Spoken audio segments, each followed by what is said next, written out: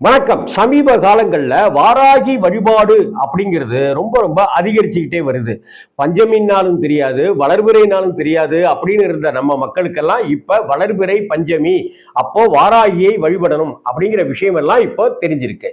இந்த தருணத்துல திருச்சியில பொன்மலை அப்படிங்கிற பகுதியில நார்த் டி அப்படிங்கிற அந்த ரயில்வே குவார்டர்ஸ்ல ஒரு பிரமாதமான முறையில சீதலாதேவி குடிகொண்டிருக்கிற, விநாயக பெருமான் குடிகொண்டிருக்கிற அந்த கோவில்ல வாராகியும் கோவில் கொண்டிருக்கிறாள், சந்நிதி கொண்டிருக்கிறாள்.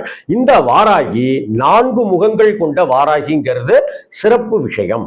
4 முகங்கள் கொண்ட வாராகிக்கு சீதலாதேவிக்கு வருகின்ற மே மாதம் 7ஆம் தேதி ஒரு மிகச்சிறந்த முறையில ஒரு சண்டி தேவதைகளை அவர்களை ஆசீர்வதிப்பதற்கு நமக்கு ஆசீர்வதிப்பதற்கான அவர்களை ஒடுக்கி நல்ல வழி திக்கு திசை காட்டி திருப்பி விடுவதற்கான ஒரு சண்டி தேவதைகளுக்கான சண்டி ஹோமம் நடக்கும்.